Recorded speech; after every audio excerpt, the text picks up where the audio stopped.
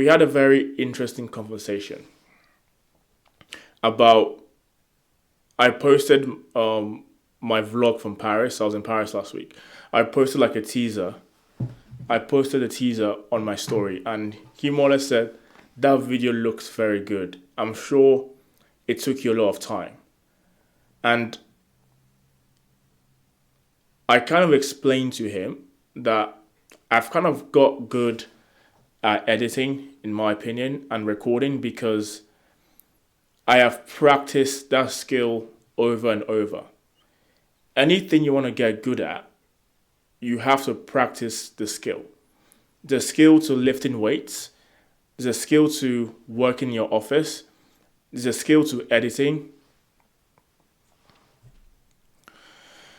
Question: how do you stand out in a pool of high performers? Assumption that all your colleagues in IB are high performers. Good question.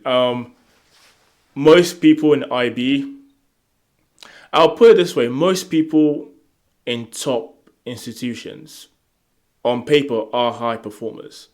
Now, what makes you stand out really depends on what the team you're in values. That's very important. That's where people talk about playing the game.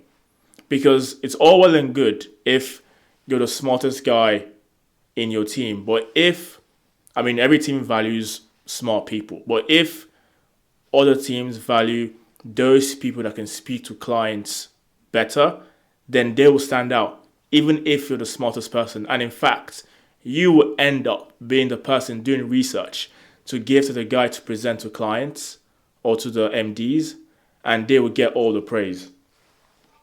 So the first thing is to really find out what your team or your company values. More likely your team, because the company will value a lot of different things or value everything. But people in your team or the higher ups in your team, your MD, your VP, your ED, will value specific things.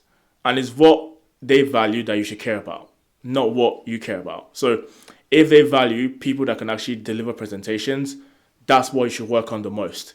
If they value people that can work on Excel like crazy people, that's what you should work on the most. So you have to tailor your performance to what they value. And I think that's very key, and a lot of people don't talk about it.